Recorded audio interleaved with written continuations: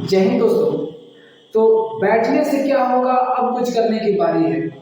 बैठने से क्या होगा, अब कुछ करने की बारी है। ठान लिया है पार्थ इंस्पायर, अब करना जरूरी है, अब करना जरूरी है।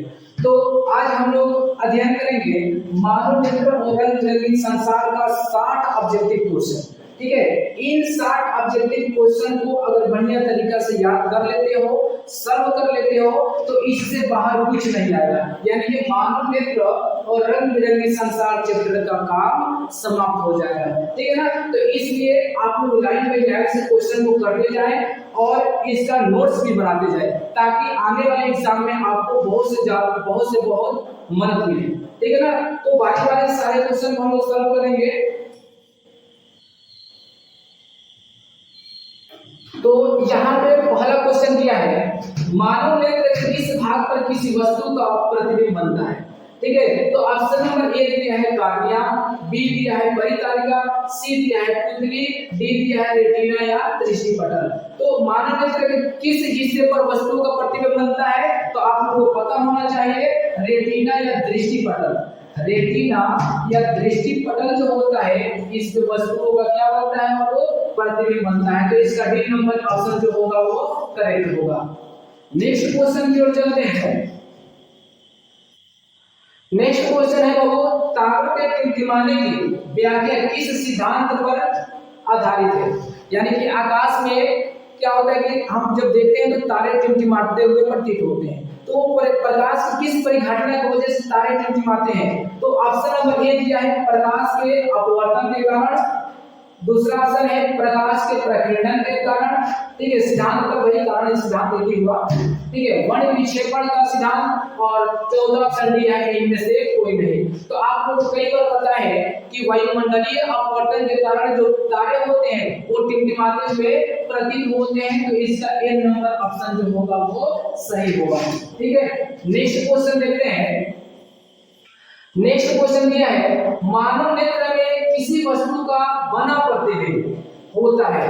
यानी कि मानव नेत्र में जो प्रतिबिंब बनता है उस प्रतिबिंब की प्रकृति कैसी होती है। तो ऑप्शन नंबर ए दिया है काल्पनिक, ऑप्शन नंबर काल्पनिक सीधा तथा छोटा, ऑप्शन नंबर बी दिया है काल्पनिक उल्टा तथा बड़ा, ऑप्शन नंबर सी दिया है वास्तविक उल्टा तथा छोटा, और ऑप्शन नंबर डी दिया है वो वास्तविक उल्टा तथा बड़ा। तो एक बात याद रखना, मानव नेत्र में जो लेंस लगा रहता है वो होता है वो उत्तल लेंस, और उत्तल लेंस में कभी काल्पनिक प्रतिबिंब नहीं बनते। उत्तल लेंस में जब भी बनेंगे तब वो वास्तविक प्रतिबिंब बनेंगे। ठीक है ना। और वास्तविक प्रतिबिंब बनता है तो उसमें कभी बड़ा नहीं बनता है। इसका मतलब कि ये भी ऑप्शन गलत, ये भी ऑप्शन गलत, और ये भी ऑप्शन गलत। इसका मतलब ये हुआ कि ऑप्शन सी जो है वो करेक्ट ऑप्शन है। ठीक है, तो इसका ऑप्शन नंबर सी क्या हो जाएगा, वो सही हो जाएगा। ठीक है, अगला 4 नंबर क्वेश्चन देखते हैं। दिया है कि श्वेत प्रकाश की किरण जब किसी प्रिज्म से होकर गुजरती है तब जो रंग सबसे अधिक विचलित होता है वो वह है। यानी कि जब हम लोग प्रिज्म से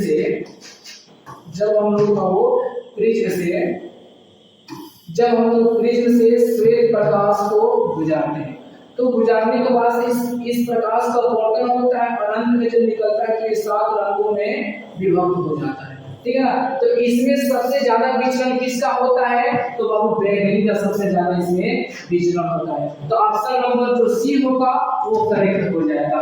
ठीक है, नेक्स्ट क्वेश्चन की ओर हम लोग चलते हैं। क्वेश्चन नंबर 5 दिया है, जारा दूरदर्शिता से पीड़ित व्यक्ति का उपचार किस प्रकार के लेंस से किया जाता है।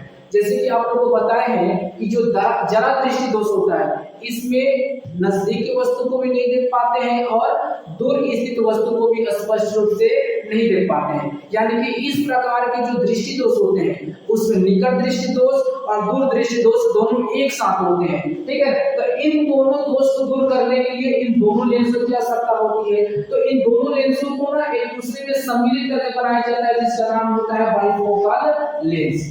ठीक है ना। तो बाइफोकल लेंस के द्वारा हम लोग क्या करते हैं, जरा दृष्टि दोष को दूर करते हैं। तो इसका ऑप्शन नंबर जो बी है वो करेक्ट आंसर हो जाएगा। ठीक है, नेक्स्ट क्वेश्चन की ओर चलते हैं। नेक्स्ट क्वेश्चन दिया है कि एक स्वस्थ मानव नेत्र के लिए निकट तथा, यहाँ पे ध्यान दीजिए, निकट तथा दूर बिंदु, निकट तथा दूर बिंदु क्रमशः होता है। तो ध्यान दीजिएगा, किसी स्वस्थ व्यक्ति का निकट जो बिंदु होता है वो होता है 25 सेंटीमीटर, और जो दूर बिंदु होता है वो होता है अनंत। ठीक है ना। तो अब इसमें देखेंगे कौन ऑप्शन सही होता है। तो पहला ऑप्शन दिया है 0 एवं 25 मीटर, दूसरा ऑप्शन दिया है 0 एवं अनंत, तीसरा ऑप्शन दिया है 25 सेंटीमीटर एवं 250 सेंटीमीटर, और ऑप्शन नंबर डी दिया है 25 सेंटीमीटर एवं अनंत। तो यहाँ पे देखिए 25 सेंटीमीटर और यहाँ पे अनंत है, इसका मतलब कि ऑप्शन नंबर जो डी है वो क्या है, वो करेक्ट आंसर है। ठीक है ना। नेक्स्ट क्वेश्चन की ओर चलते हैं। क्वेश्चन नंबर 7, क्वेश्चन नंबर 7 दिया है विभिन्न दूरियों पर की वस्तुओं के प्रतिबिंब को फोकस करने के लिए आंख के लेंस की फोकस दूरी परिवर्तित होता है। यानी कि अगर कोई वस्तु विभिन्न दूरी पर है, जैसे कि नजदीक है या दूर है, इन जगहों पर स्थित वस्तु को स्पष्ट रूप से देखना है, तो आंख के कौन सी वो अंग होती है, पार्ट्स होती है, जो उसको समायोजित करके फोकस को कम बेस कर लेती है। तो इसमें देखेंगे ऑप्शन नंबर पहला दिया है वो पुतली, ऑप्शन नंबर पहला क्या दिया है, वो पुतली दिया है। ऑप्शन नंबर बी जो दिया है रेटिना, ऑप्शन नंबर सी जो है ciliary facie, option number D जो है वो आइरिस दिया है। तो देखो वो पुतली तो हो नहीं सकता, रेटिना तो हो नहीं सकता, आइरिस भी नहीं होता है, तो इसका जो आंसर सही होगा वो होगा सिलियरी पेशिया। सिलियरी पेशिया जो होता है ये अपने से लेंस को लटका कर रखता है और नजदीक के दूर के वस्तु को देखने के लिए ये लेंस की आकृति को घटाते और बढ़ाते रहता है। समझ रहे हो ना।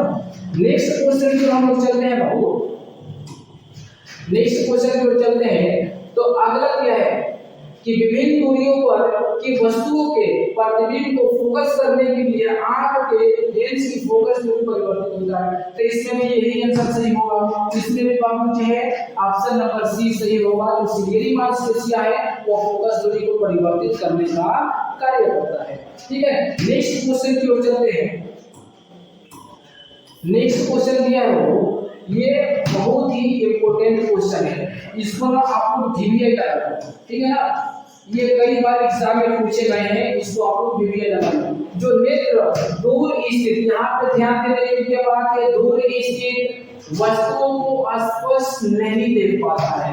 इसमें क्या होता है कि इस प्रकार के जो दृष्टि दोष होते हैं उसमें दूर के वस्तु को दिखाई नहीं देते, ठीक है। तो उस नेत्र में होता है, तो बताइए कि उस नेत्र में कौन सा बीमारी होता है। तो सबसे पहले इसमें हम लोग देखेंगे क्या लगेंगे कि दूर दृष्टि दोष में दूर का दिखाई देता है, दूर का दिखाई देता है, नजदीक का दिखाई नहीं देता, पता है ना। अच्छा, निकट दृष्टि दोष में निकट का दिखाई देता है और दूर का दिखाई नहीं देता। तो इससे क्या कहता है, वो दूर स्थित वस्तु को नहीं देख पाते। तो निकट दृष्टि दोष में हम लोग निकट का को देख पाते हैं लेकिन दूर को नहीं देख पाते। तो इसमें ऑप्शन नंबर जो बी होगा वो सही होगा, बाकी सारा जो ऑप्शन होगा वो क्या हो जाएगा, वो गलत हो जाएगा। ठीक है ना। तो ये काफी इंपोर्टेंट है, इसको कई बार इसको परीक्षा में पूछा गया है, ठीक है ना। इसको रिवाइज कर लो। अगला क्वेश्चन है 10 नंबर क्वेश्चन, ध्यान से सुनो।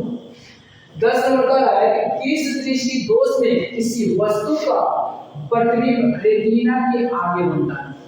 रेटिना के आगे ध्यान दो कि जब दृष्टि दोष हम लोग पढ़ रहे थे तो दृष्टि दोष में क्या बताया गया था कि निकट जब दृष्टि दोष होगा तो उसमें आई बॉल जो होता है, नेत्र गोलक जो होता है वो बड़ा हो जाएगा। जैसे कि अगर हमारे आंख में हमारे नेत्र में अगर निकट दृष्टि दोष होगा तो निकट दृष्टि दोष में क्या होता है कि जो हमारा नेत्र जो गोलक होता है वो क्या हो जाता है, वो बड़ा हो जाता है। पहले मान लो कि पहले रेटिना कुछ यहाँ की, ठीक है ना, और इस आंख में दोष हुआ तो रेटिना बढ़ करके कुछ यहाँ आ गई। तो एक बात बताओ, यहाँ पर जो लेंस होगी वो तो प्रकाश को यहाँ पे फोकसित करेगी। ये नेत्र बढ़ गया तो इस रेटिना पर प्रकाश फोकसित नहीं हो पाएगा, जिसके कारण दूर के वस्तु को ये देख नहीं पाएगा। ठीक है ना, समझ में आया ना। तो इसमें क्या होगा, किस दृष्टि दोष में किसी वस्तु का प्रतिबिंब रेटिना के आगे बढ़ता है तो इसमें होगा वो निकट दृष्टि दोष।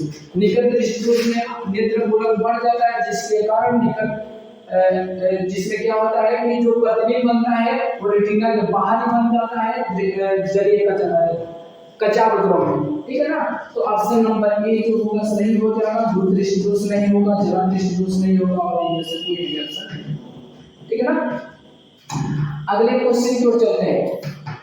अगला क्वेश्चन क्या है, देखो इस क्वेश्चन को भी आप लोग रिवीजन लगाएं, क्योंकि ये कई बार लगातार कई वर्षों से इस क्वेश्चन को रिपीट बोर्ड कर रहा है। ठीक है ना, या तो सेकंड पाली में पूछ देगा तो फर्स्ट पाली में नहीं पूछेगा, फर्स्ट पाली में पूछ देगा तो सेकंड पाली में नहीं पूछेगा। यानी कि इस क्वेश्चन को हर एक दो साल में रिपीट कर देता है, इसलिए रिवीजन है, इसको याद रखना है। दिया है कि चंद्रमा पर खड़े अंतरिक्ष यात्री को आकाश प्रतीत होता है। अगर कोई व्यक्ति अंतरिक्ष यानी कि चंद्रमा पर चला जाए और चंद्रमा से खड़ा होकर के और ऐसे आकाश में देखे तो उसको आकाश कैसे प्रतीत होगा, तो ऑप्शन नंबर ए दिया है नीला, दूसरा दिया है उजला, तीसरा दिया है लाल और चौथा दिया है काला। तो बाबू इनमें से कोई सा भी प्रतीत, इसमें से ना अंतरिक्ष यात्री को आकाश दिखाई देगा वो काला। आपको ये सर काला क्यों दिखाई देगा, क्या कारण होता है कि काला दिखाई देगा? हम लोग तो अंतरिक्ष को पृथ्वी से देखते हैं तो नीला दिखाई देता है और जब चंद्रमा पर चले जाएंगे तो काला दिखाई देगा। ऐसा क्यों होता है? तो ध्यान से सुनो बाबू, हमारा चंद्रमा जो होता है वहां पर वायुमंडल जो होती है बाबू, वायुमंडल वहां पर नहीं होती। ठीक है ना, इसी कारण से आकाश वहां पे क्या होता है बाबू, काला दिखाई देता है। ठीक है ना, उम्मीद करते हैं समझ में आया होगा। नेक्स्ट क्वेश्चन की ओर चलते हैं। देखो अगला क्वेश्चन दिया है 12 नंबर क्वेश्चन, काफी इंपॉर्टेंट क्वेश्चन है।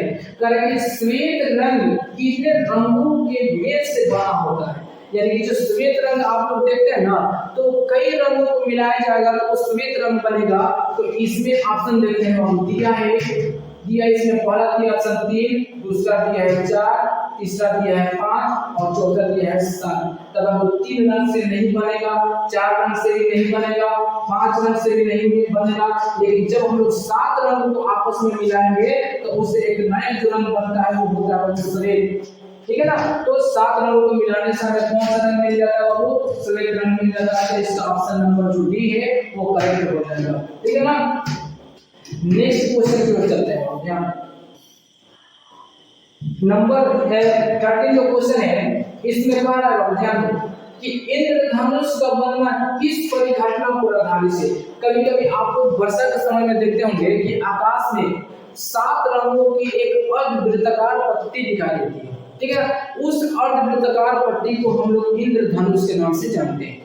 तो इंद्रधनुष बनता है तो वो प्रकाश की किस परिघटना की वजह से इंद्रधनुष बनता है? तो बाबू ध्यान दो, ऑप्शन नंबर ए जो दिया है बाबू वो दिया है प्रकाश का परावर्तन, और प्रकाश के अपवर्तन से तो कभी बन ही नहीं सकता, तो ये ऑप्शन हमारा गलत हो जाएगा। दिया है दूसरा ऑप्शन प्रकाश का अपवर्तन। ठीक है ना, तो प्रकाश का अपवर्तन जो होगा वो भी कुछ हद तक गलत हो जाएगा। प्रकाश का बड़े विक्षेपण, देखो प्रकाश का बड़े विक्षेपण का मतलब होता है जब प्रकाश प्रिज्म से या प्रिज्मनुमा संरचना में प्रवेश करती है तो वो 7 रंगों में विभक्त हो जाती है, 7 रंगों में बट जाती है, और इस बटने की घटना को हम लोग प्रकाश का बड़े विक्षेपण कहते हैं। तो ठीक है ना, तो ऑप्शन नंबर जो सी है वो करेक्ट आंसर हो जाएगा, यानी कि प्रकाश का बड़े विक्षेपण की वजह से ही आकाश में इंद्रधनुष बनते हैं। ठीक है ना, उम्मीद करते हैं समझ में आया होगा। अगला नेक्स्ट क्वेश्चन पे चलते हैं। अगला 14 नंबर क्वेश्चन दिया है, बहुत ध्यान से सुनो।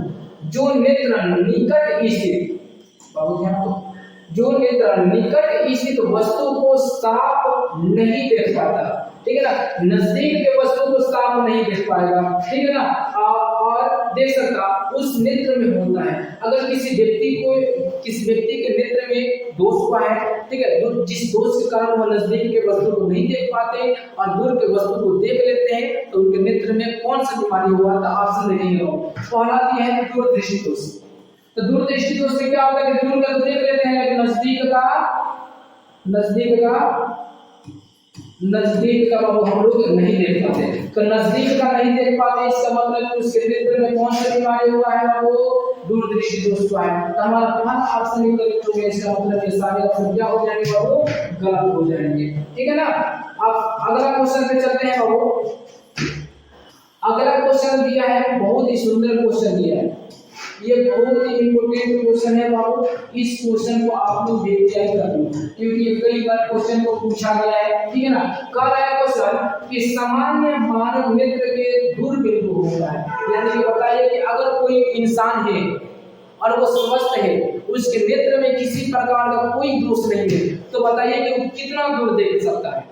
तो इसका ऑप्शन देखिए, पहला दिया है 25 सेंटीमीटर, दूसरा दिया है 25 मिलीमीटर, तीसरा दिया है 25 मीटर और चौथा दिया है अनंत। तो देखो बाबू, हम लोग चांद तारे सूरज को देख पाते हैं जी, तो अनंत दूरी, उससे भी ज्यादा दूर से अगर प्रकाश आएगा तो हमारा आंख अगर स्वस्थ है तो उसको देख पाएंगे। तो यहाँ ऑप्शन नंबर जो डी है वो क्या हो जाएगा? वो करेक्ट हो जाएगा। ठीक है ना।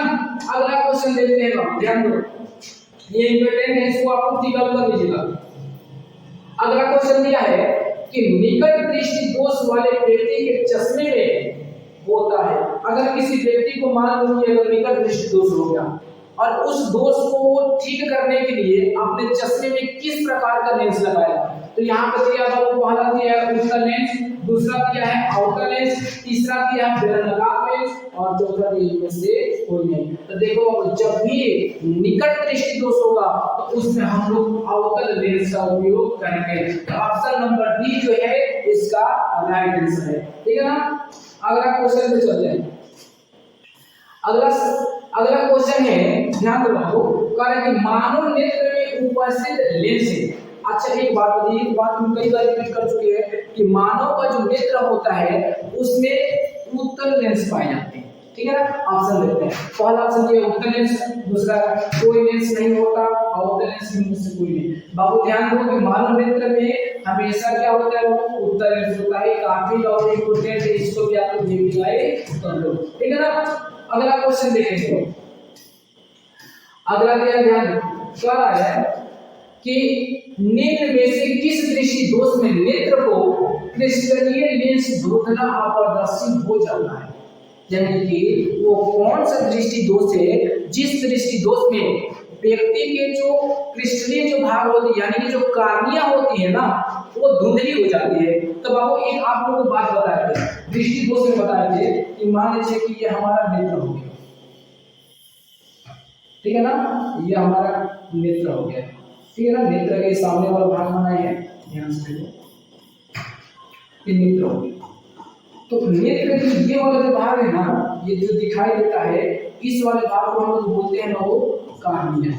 इस वाले भाग को हम लोग क्या बोलते हैं? वो कार्निया बोलते हैं। और इसमें उम्र ढलने के साथ क्या होता है ना कि इस वाले भाग पर वो पीले और भूरे रंग के परत जम जाते हैं। ठीक है, पीले और भूरे रंग के परत जम जाते हैं। तो इससे जो प्रकाश होती है ना, वो बहुत ही कम मात्रा में लेंस के यानी कि नेत्र के अंदर प्रवेश कर पाती है। और प्रकाश की कम मात्रा में प्रवेश करेगी तो हम लोग किसी वस्तु को स्पष्ट रूप से देख पाएंगे जी? नहीं देख पाएंगे। तो इस प्रकार की जो क्रिया होगी नेत्र में, उसको हम लोग मोतियाबिंद दृष्टि दोष के अंतर्गत रखते हैं। ठीक है ना। तो जब मोतियाबिंद होगी तो हमारे जो नेत्र होंगे वो धुंधला दिखाई देंगे। हमारे नेत्र जो लेंस होंगे, बाहर जो कार्निया होता है उसमें एक पीला या भूरा रंग क्या चढ़ जाता है? बल्ब चढ़ जाता है। ठीक है ना।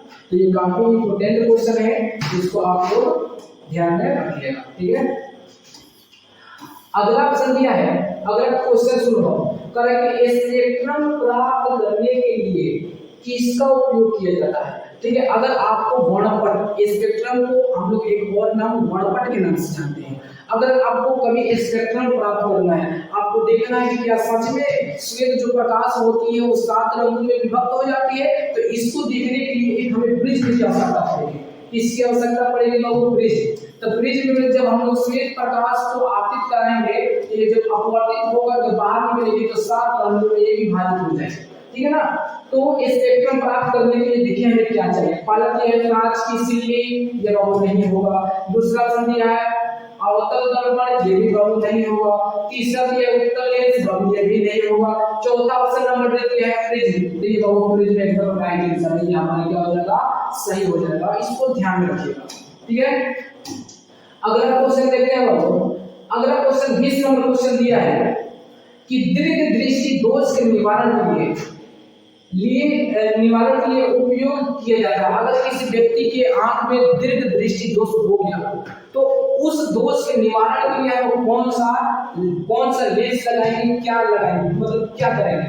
तो इसमें देखो ऑप्शन नंबर पहला दिया है गोलीय बेलनाकार लेंस, बाबू ये नहीं होगा, ठीक है। अगला दिया है उत्तल लेंस, तो बाबू उत्तल लेंस जो होगा इसका एकदम राइट आंसर होगा, ठीक है ना। उत्तल लेंस इसका सही होगा, बाकी जो सारा जो लेंस है वो क्या हो जाएगा, वो गलत हो जाएगा, इसको याद रखिए। अगला क्वेश्चन ये प्रकाश के किस रंग का तरंगदैर्घ्य सबसे कम होता है। देखिए एक आपको बताएंगे कि प्रकाश जो होती है ना उसकी तरंगदैर्घ्य क्या होती है कि सबसे ज्यादा होती है और किसी मान में सबसे कम होती है। तो इसमें पता है कि सबसे कम किसकी होती है, तो जो लाल रंग होती है, ध्यान दो, लाल रंग जो होती है, लाल जो रंग होती है इसकी तरंगदैर्घ्य जो होती है सबसे ज्यादा होती है, याद है ना। इसलिए इसका उपयोग हम सिग्नल के रूप में करते हैं, ठीक है ना। और उसके बाद जो बैगनी होती है ना, बैगनी रंग का तरंगदैर्घ्य क्या होता है, सबसे कम होता है। ये बहुत कम दूरी तक बहुत कम दूरी ये तय कर पाता है, समझ में ना, इसका प्रकीर्णन सबसे ज्यादा होता है। तो ऑप्शन नंबर ए ये है बैगनी, हरा, लाल, कोई नहीं, तो इसका बैगनी जो होगा इसका राइट आंसर होगा, इसका टिक आउट कर लेना, ठीक है। नेक्स्ट क्वेश्चन में चलेंगे आप। नेक्स्ट क्वेश्चन दिया है कि आकाश का रंग नीला प्रतीत होता है। आकाश का रंग नीला दिखाई देता है, क्यों दिखाई देता है, प्रकाश के किस परिघटना की वजह से आकाश नीला दिखाई देता है। तो ऑप्शन देखेंगे बाबू। ऑप्शन नंबर ए दिया है प्रकाश के परावर्तन के कारण, ठीक है ना। प्रकाश का परावर्तन तो कभी हो ही नहीं सकता, ठीक है ना। अगला ऑप्शन दिया है प्रकाश के प्रकीर्णन के कारण, ठीक है ना। अगला ऑप्शन दिया है प्रकाश के अपवर्तन के कारण, ठीक है। और ऑप्शन नंबर डी दिया है इनमें से कोई भी नहीं। तो देखो प्रकाश का जो प्रकीर्णन दिया है ना, प्रकाश का प्रकीर्णन जो ऑप्शन बी दिया है एकदम राइट आंसर है, क्योंकि प्रकाश के प्रकीर्णन के द्वारा ही क्या होता है, आकाश का रंग नीला दिखाई देता है, ठीक है ना। इसको याद रखना है। अगला क्वेश्चन देखेंगे, एक साधारण प्रिज्म में कितने सतहों से घिरा होता है। एक साधारण प्रिज्म कितने सतहों से घिरा होता है, तो हम ऑप्शन देखेंगे। ऑप्शन ए दिया है 6, ऑप्शन बी दिया है 4, ऑप्शन सी दिया है 5, ऑप्शन डी दिया है 3। तो बाबू प्रिज्म के बाबू होते हैं 5 फलक, 5 सतह होते हैं। तो इसका ऑप्शन नंबर डी जो है ऑप्शन नंबर सी जो है वो क्या हो जाएगा, वो करेक्ट हो जाएगा, ठीक है ना। 1 2 3 और उसके बाद से ये क्या हो जाएगा, वो सामने वाला 4 हो जाएगा, उसके पीछे वाला क्या हो जाएगा, वो 5 हो जाएगा, ठीक है ना। अगला क्वेश्चन देखेंगे बाबू। अगला क्वेश्चन 24 नंबर क्वेश्चन दिया है, यदि किसी वस्तु का प्रतिबिंब रेटिना के पीछे बनता है तो वह व्यक्ति किस दृष्टि दोष से क्या है बाबू, पीड़ित है। अगर कोई व्यक्ति है और उसके नेत्र में जो प्रतिबिंब बन रहा है वो रेटिना के पीछे बन रहा है, तो उसमें कौन सा दोष होगा। तो ध्यान दो, पहला ऑप्शन दिया है वो दूरदृष्टि दोष, पहला ऑप्शन दिया है वो दूरदृष्टि दोष, पहला ऑप्शन दिया है दूरदृष्टि दोष, दूसरा निकट दृष्टि दोष, तीसरा जरा दृष्टि दोष, उसके बाद इनमें से कोई नहीं। तो देखो निकट दृष्टि दोष में पढ़े थे ना कि निकट दृष्टि दोष में रेटिना का पहले बन जाता है, तो दूरदृष्टि दोष में क्या होगा, वो बाद में बनेगा। तो ऑप्शन नंबर जो ए है वो इसका राइट आंसर है, इसको टिक आउट कर लो, ये काफी वीवीआई क्वेश्चन है, ठीक है ना, इसको टिक आउट कर लेना। अगला क्वेश्चन देखेंगे बाबू, दिया है कि किसी माध्यम में छोटे छोटे कणों के निलंबन को कहा जाता है। अगर कोई माध्यम हो गया जैसे जल हो गया, ठीक है ना, उसके बाद से वायुमंडल हो गया, धुआं हो गया, ये सारे क्या होते हैं बाबू, ये सारे होते हैं माध्यम। और इन माध्यमों में छोटे छोटे कण मिल जाए तो कण के मिलने की प्रक्रिया को क्या कहते हैं। देखो ऑप्शन नंबर पहला दिया है वो कोलाइड, दूसरा दिया वो पुंज, तीसरा दिया प्रकाश और चौथा ऑप्शन दिया न्यूट्रॉन। तो देखो अगर किसी माध्य में छोटे छोटे कण मिल जाए तो उसको हम लोग बोलते हैं बाबू कोलाइड। तो इसका ऑप्शन नंबर ए जो है वो सही होगा, ठीक है ना। अगला क्वेश्चन देखते हैं। अगला क्वेश्चन दिया है विद्युत सिग्नल।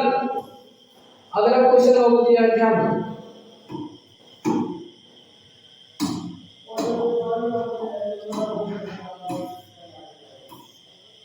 अगला जो क्वेश्चन दिया है, अगला क्वेश्चन दिया है वो ध्यान दो।